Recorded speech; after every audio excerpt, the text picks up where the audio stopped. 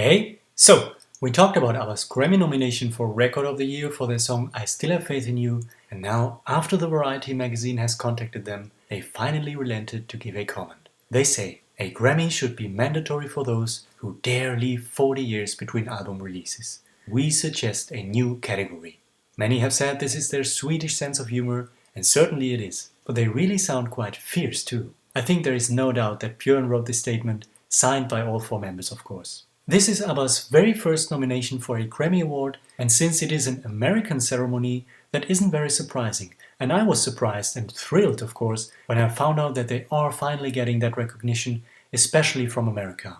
And I'm always thrilled to see people on YouTube from America talking about ABBA now, like the great Matthew Street or Walter with his channel California Screaming. And we actually do have many folks from America on this channel. In fact, America is the third highest viewership here, which is really astonishing for me.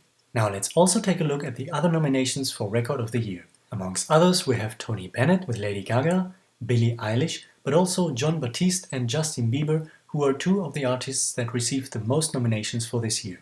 Since this is ABBA's very first nomination ever, which almost sounds like a disaster, and since they are nominated after being away for 40 years, there really shouldn't be any question for me. They should receive this award. Of course we are biased, but I really try to approach this with a grounded and realistic perspective. And when we take a look at ABBA's comment again, I also have to think of another category that really would be more than appropriate, which is of course the Grammy Lifetime Achievement Award.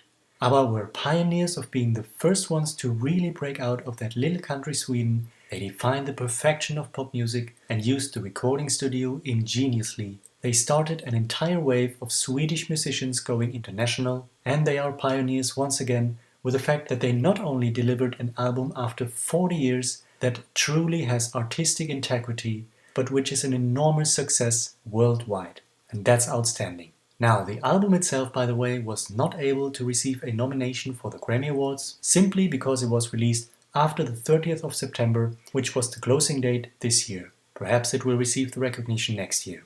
Over in Germany, however, Voyage did win the award for Album of the Year. It sold almost 250,000 copies in the first week, more than the rest of the top 100 combined.